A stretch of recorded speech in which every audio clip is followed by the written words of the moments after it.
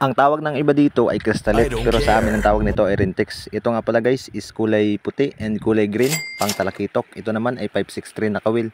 Ngayon, isi-set up natin siya. Una, kukuha tayo ng nylon, hanggang siko lang yung haba, yung prepared, pero sa inyo depende yan. And then, set up na natin syempre yung crystalite, and then gamitan natin ang pinagbabawal na technique para hindi siya magbuhaghag. Ilagay sa nylon, kumuha ng kawil, and then ipilipit-pilipit lang natin, kagaya ng makikita nyo sa video yan. Tignan nyo lang ng mga mata nyo ha.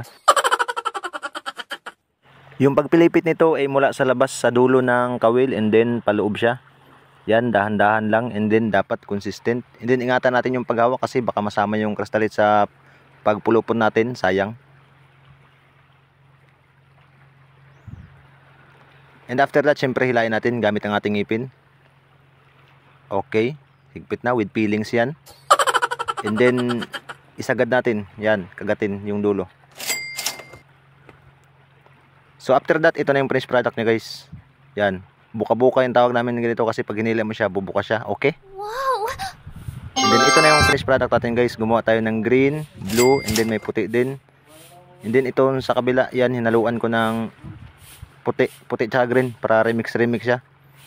Para kung anong gusto ng talakito, kay bahala siya mili dyan. And then, niline up ko na guys. Ito na yung line up niya. Yan, ganyan yung pagkakabit niya sa nylon. Yung nylon pala na to is yung lining natin. Number 90. Tapos yung kinabit natin sa kawil is number 40. Yung pagpilipit naman, depende sa inyo yan. Basta bahala na kayo. Gandahan nyo lang. And then, palagay ko medyo okay na. I-set up natin para matignan natin ng close-up view. Ito nga pala yung itsura nya guys. Yan yung pagkapilipit ko. And then, ito yung rintex nya. Yan, nakakabit na agad. This time nga pala yung camera ko is naka-attach siya sa spear gun and naka 16:9, kaya ipilipit nyo na lang. Yung rotate nyo yung cellphone ba, yung pag ganito ba, pag ganito. Then ito na yung video natin guys. As you can see, ito na yung ating pangmalakasang bangka-bangkaan. And dyan nga pala itatali yung nylon ng ating lining.